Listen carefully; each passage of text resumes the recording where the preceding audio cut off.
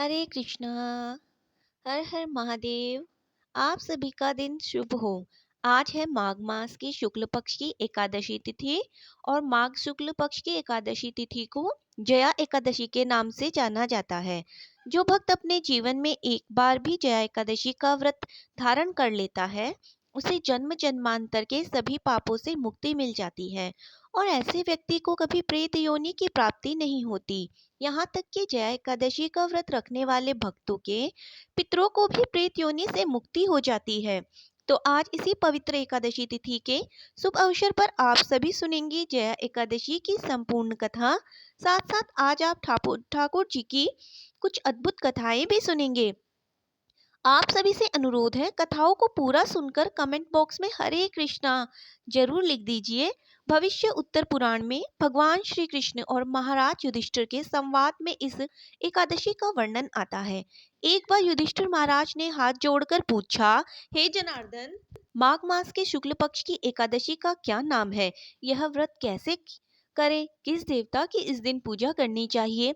तब भगवान श्री कृष्ण ने उत्तर दिया, राजन सुनो, माघ मास के शुक्ल पक्ष की एकादशी को जया एकादशी कहते हैं। सब पापों का हरण करके मोक्ष देने वाली यह उत्तम तिथि है। जो कोई भी इस व्रत का पालन करेगा, उसे पिशाच योनि प्राप्त नहीं होगी। इसलिए प्रयत्न पूर्वक इसलिए प्रयत्न पूर्वक इस जया एकादशी का पालन करना चाहिए। प्राचीन काल में स्वर्ग में देवराज इंद्र का राज्य था। देवगण अप्सराओं के साथ पारिजात वृक्ष में से शोभित नंदन वन में विहार कर रहे थे। 50 करोड़ गंधर्व के नायक देवराज इंद्र ने अपनी इच्छा से वन में विहार करते हुए नृत्य का आयोजन किया था। गंधर्व में प्रमुख पुष्पदंत, चित्रसेन और उसका पुत्र, यह तीन थे। चित्रसेन की पत्नी का नाम मालिनी था। मालिनी और चित्रसेन की कन्या पुष्पवती थी। पुष्पदंत गंधर्व का पुत्र मालवान वंती के सौंदर्य पुष्पदंत गंधर्व का पुत्र मालवंती के सौंदर्य पर मोहित हुआ था। यह दोनों भी इंद्र की प्रसन्नता के लिए वहां नृत्य करने आए। यह दोनों भी अन्य अप्सराओं के साथ आनंद में गायन कर रहे थे, किंतु एक दूसरे पर अनुराग दृष्टि होने के कारण वे मोहित हो गए और उनका मन विचलित हो गया। इसलिए वे शुद्ध गायन नहीं कर सके। कभी ताल गलत तो कभी गायन रुकता। इसी बात से क्रोधित क्रोधित और अपमानित होकर देवराज इंद्र ने उन्हें श्राप दिया, आप दोनों पतित हैं, मूर्ख हैं, तुम्हारा धिक्कार हो। मेरी आज्ञा भंग करने के फल स्वरूप आप पति पत्नी के रूप में पिशाच योनि में जन्म लेंगे। देवराज देवराज इंद्र से ऐसा श्राप मिलते ही वे दोनों बड़े दुखी हुए। फिर हिमालय में जाकर पिशाच योनि को प्राप्त होकर भयंकर दुख भोगते रहे।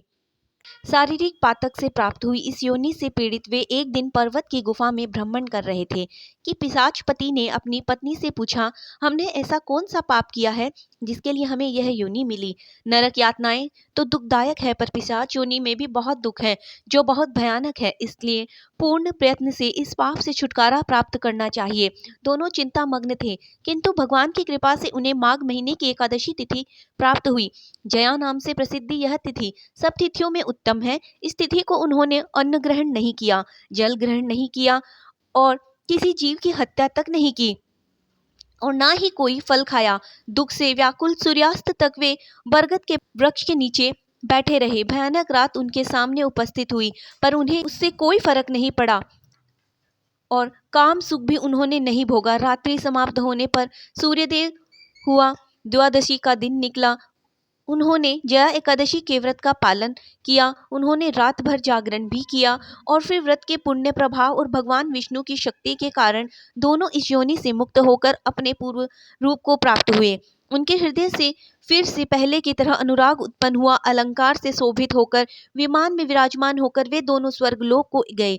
इन देवराज इंद्र के सामने प्रसन्नता पूर्वक जाकर उन्होंने सादर प्रणाम किया। उन्हें पूर्व रूप में देखकर इन देवराज इंद्र को बड़ा आश्चर्य हुआ और उन्होंने पूछा कि इस पुण्य के प्रभाव से आप दोनों पिशाच योनि से मुक्त हो गए। मुझसे श्राप पाकर भी आप कौन से देवता के आश्रय से श्राप मुक्त हो गए?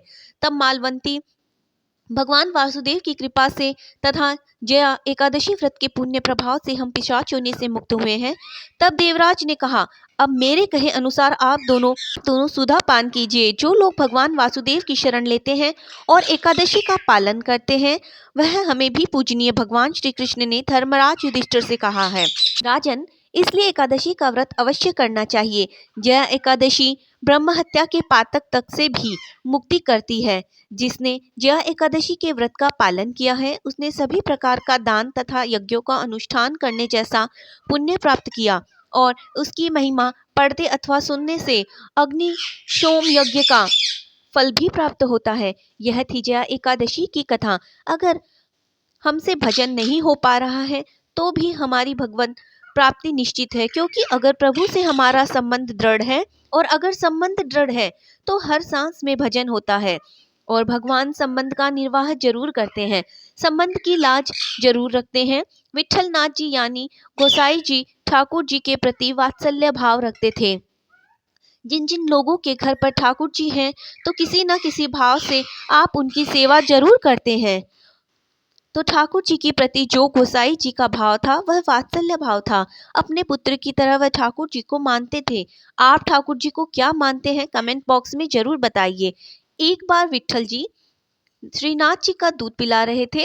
ठाकुर जी ने एक घूंट दूध पिया और कटोरा हटा दिया तो उन्होंने पूछा, क्या हुआ? ठाकुर जी ने कहा, इसमें आपने बहुत सारी मिश्री डाल दी है ना, दूध बहुत मीठा है, अब मुझसे यह नहीं पिया जा रहा। तो विठलनाथ जी ने जिस तरह से पिता कहते हैं उस तरह से कहा, पिता के समान वह उन्होंने समझाने लगे कि बेटा कोई बात नहीं, आज इसे ऐसे ही पी लो। अब तो जिस तरह से बच्चा अपने पिता की बात मानता है, ठाकुर जी ने भी मुंह बनाते हुए दूध पी लिया। अब अगली बार विठल जी ने दूध में कम मिश्री डाली, क्योंकि उन्हें पता था उनका लल्ला, उनके ठाकुर जी ज्यादा मिश्री वाला दूध पसंद नहीं करते हैं। अब की बार भी ठाकुर जी ने एक घूंट दूध पिया और कटोरा नीचे रख दिया।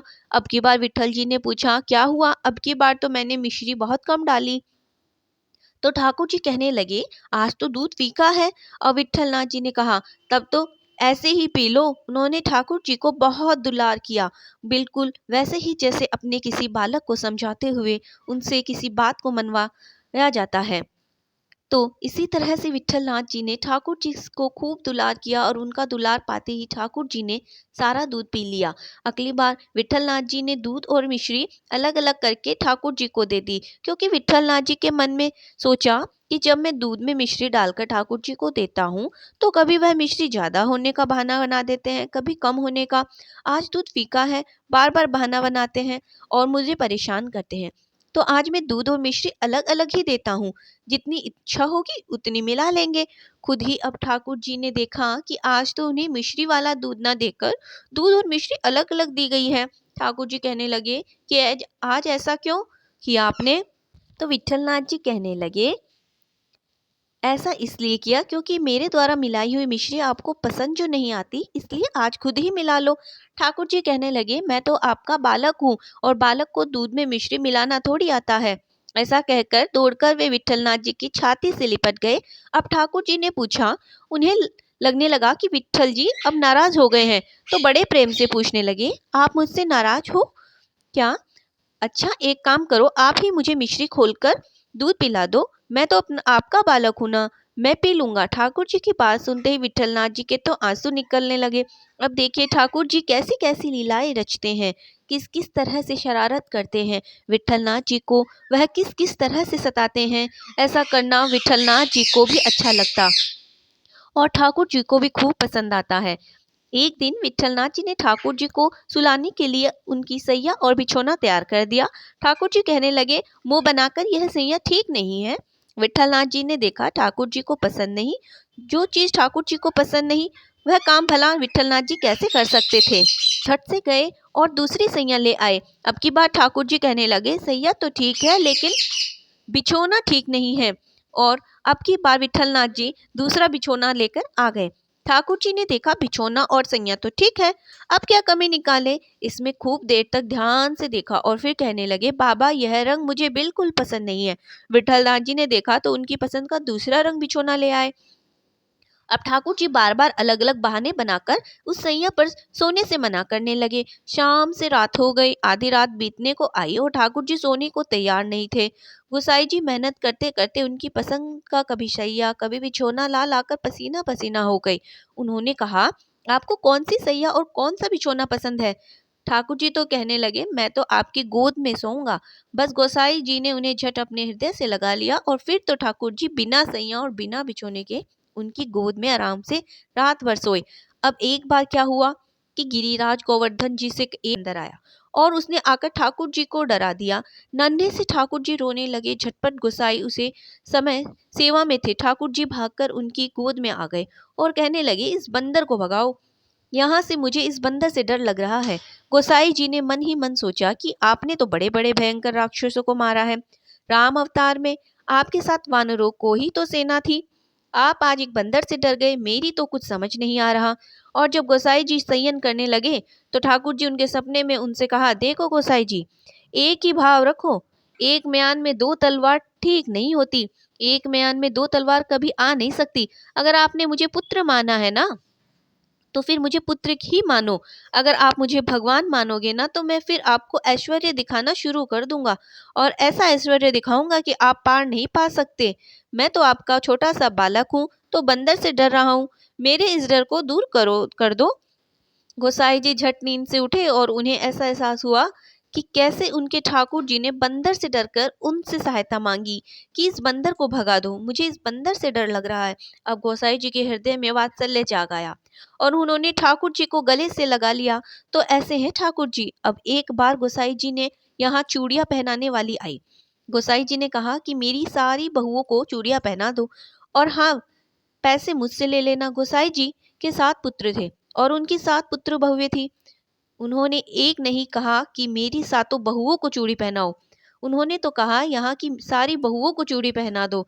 अब देखिए हुआ क्या कि उनकी सातों बहुओं ने तो चूड़ी पहनी और उसके बाद श्री जी ने, राधा रानी जी ने भी अपने हाथ आगे कर दिए। अब जैसे ही उस चूड़ी पहनाने वाली ने श्री जी के हाथ देखे, तो उनको हाथ देखते ही वह आनंद मग्न होकर रोने लगी। सोचने लगी कि इतने सुंदर इतने कोमल हाथों में पहनाने के लिए तो चूड़ियां ही नहीं है मेरे पास।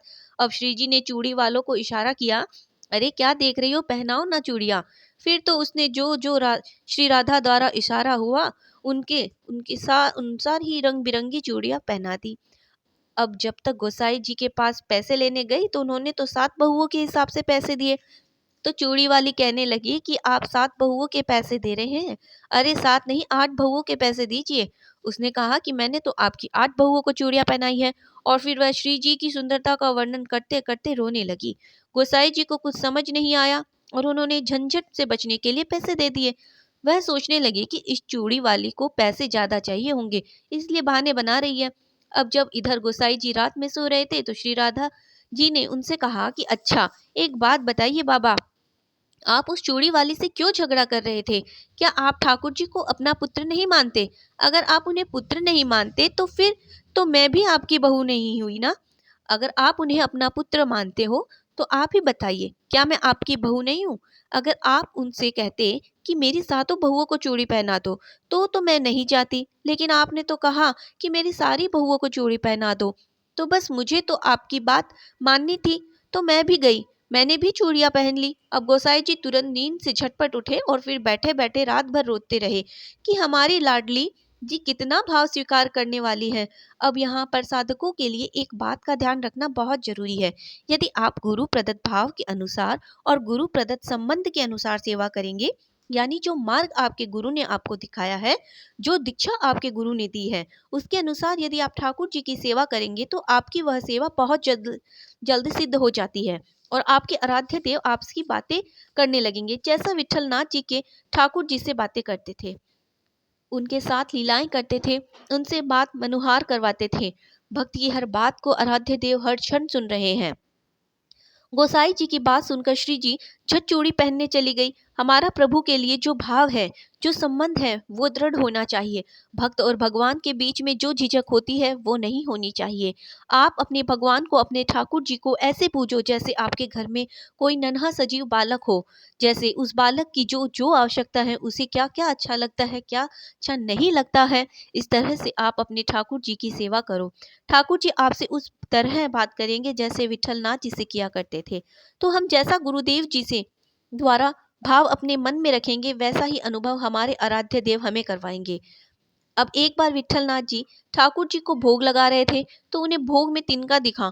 उन्हें बड़ा दुख हुआ कि ठाकुर जी की सेवा में इतनी लापरवाही हो रही है, और उन्होंने अपने लाडले ठाकुर जी की सेवा हो रही असावधानियों के कारण उन सब लोगों का त्याग करके संन्यास लेने का निर्णय कर लिया। उनकी बातें सुनते ही सारे के सारे लोग दुखी हो गए। उनसे माफी मांगकर उन्हें रोकने को कहने लगे। अब तो ठाकुर जी से आज्ञा लेने लेने गए तो ठाकुर जी बहुत उदास हुए। वो कहने लगे कि मुझे भी एक गैरवा वस्त्र मंगा दो, मैं भी संन्यास लेकर तुम्हारे साथ ही चलूंगा, मैं तुम्हारे बिना नहीं रह पाऊंगा। अब तो गोसाई जी ने ठाकुर जी को गले लगा लिया। ठाकुर जी ने कहा कि अगर गले से लगा रहे हो तो मेरी भी बात मान लो, यही रुक जाओ। तब ठाकुर जी ने कहा, सेवा में हो रही गलतियों से, कमियों से मुझे तो कोई दुख नहीं हो रहा, फिर तो आपको क्यों दुख हो रहा है। तब गोसाई जी ने कहा कि आप मेरे पुत्र हो, और मेरे लल्ला के भोग में तिनका भला कैसे आ सकता है, मैं तिनके वाला भोग आपको कैसे लगा सकता हूँ। बस यह बात हमें ध्यान रखनी चाहिए कि हम सिर्फ विग्रह की सेवा नहीं कर रहे हैं, आपका यहाँ तो साक्षात भगवान विराजमान है। आप उन्हें भोग लगाकर ऐसा ऐसे ही नहीं छोड़ दें, उन्हें प्यार से रिक्वेस्ट करके खिलाइए। भोग ग्रहण करने के लिए आग्रह कीजिए। जब भोग ग्रहण कर लें तो आप उनसे पूछिए कि आज का भोग आपको कैसा लगा। हर दिन तरह तरह के भोग, हर दिन नया नया पकवान उन्हें ग्रहण करवाइए, और उनसे पूछिए कि आज का भोग कैसा था। तो एक ना एक दिन आपके ठाकुर जी आपको बदले में उत्तर भी देंगे लगेंगे। तो यह होता है भक्त और भगवान के बीच का संबंध।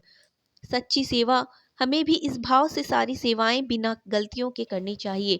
विट्ठलनाथ जी श्री वल्लभाचार्य जी के दूसरे पुत्र थे। वल्लभाचार्य जी के गोलोक गमन के बाद उनके ज्येष्ठ पुत्र श्री गोपीनाथ जी आचार्य गद्दी पर बैठे। कुछ समय के बाद उनका भी गोलोक गमन हो गया। अब गोपीनाथ जी के पुत्र श्री पुरुषोत्तम जी जो अभी बाल्यावस्था में ही थे, तो विट्ठलनाथ जी को ही सारा कार्यभार संभालने को मिला। श्रीनाथ जी का सारा ऐश्वर्य और सेवा विट्ठलनाथ जी को संभालने को मिली। कृष्णदास जी जो कि विट्ठलनाथ जी के शिष्य थे, उन्होंने गोपीनाथ जी की पत्नी और पुत्र को समझा बुझाकर विट्ठलनाथ जी को सभी सेवाओं से निकलवा दिया, और यहाँ तक कि मंदिर में उनका प्रवेश भी निषेध करवा दिया, यानी कि उनको मंदिर के अंदर तक जाना मना था। अब उनको स्वयं गद्दी पर पूरा अधिकार कर लिया। यह उनसे बहुत बड़ा अपराध बन गया। इधर गोसाई जी को सब अधिकार छूट जाने का तो कष्ट बिल्कुल नहीं हुआ, लेकिन सब सेवा छूट जाने का उन्हें बहुत भारी कष्ट हुआ। श्रीनाथ जी की सेवा और दुलार छूट जाने से उन्हें बहुत दुख हुआ। अगर किसी भक्त को आप दुख देंगे तो भगवान उसे बिल्कुल बर्दाश्त नहीं करते हैं। अब गोसाई जी परसोली में जाकर रहने लगे। उन्होंने भी उस जगह का त्याग कर दिया। अब वे वहां तक आते जहां दूर से श्रीनाथ जी का ध्वजा दिखाई देती, और वहां से मंदिर की तरफ देखकर रोने लगते। एक रामदास जी नाम के सेवक ठाकुर जी की सेवा में लगे हुए थे। वे गोसाई जी की परिस्थिति से परिचित थे। उन्हें सब कुछ पता चल गया था कि गोसाई जी के साथ क्या क्या हुआ है। हालांकि कृष्णदास जी ने उन्हें भी विट्ठलनाथ जी से मिलने से मना कर दिया, फिर भी वह रोज कुछ समय निकालते और विट्ठलनाथ जी को श्रीनाथ जी का पान बीड़ा प्रसाद देते। गोसाई जी की रोज अपने हाथों से ठाकुर जी के लिए फूलों का हार बनाते और ठाकुर जी को पहनाने के लिए रामदास जी को दे देते। अपनी दीनहीन हालत से वह रोज एक दैन्य का श्लोक भी लिखते और रामदास जी से उसे ठाकुर जी को सुनाने को भी कहते। बादशाह अकबर को विट्ठलनाथ जी के बारे में पता चला, तो उसने श्री कृष्णदास जी को गिरफ्तार करने का आदेश दे दिया। यह सुनकर विट्ठलनाथ जी ने अन्न और जल त्याग दिया। जब बादशाह अकबर को पता चला कि विट्ठलनाथ जी ने अन्न और जल त्याग दिया है, तो उसने श्री कृष्णदास जी को सादा छोड़ दिया। जब श्री कृष्णदास जी को यह पता चला तो वह गोसाई जी के चरणों में आए और उनसे क्षमा मांगी। गोसाई जी गंभीर हो गए। अगर भक्तजन आप पर गुस्सा हो जाए तो आप बच गए, लेकिन अगर वह गंभीर हो जाए तो आपको कोई नहीं बचा सकता। गोसाई जी अपने लल्ला की सेवा और दर्शन से दूर होने की वजह से गंभीर थे। और विट्ठलनाथ जी को पुनः सारी सेवाएं, सारा अधिकार और गद्दी प्राप्त हो गई। कृष्णदास जी की अंतिम लीला एक कुएं में गिरने से हुई और उन्होंने गोसाई जी के प्रति किए गए अपराध की वजह से प्रेत बनना पड़ा। जब कृष्णदास जी प्रेत बन गए तो उनका कल्याण भी विठलनाथ जी ने ही किया था।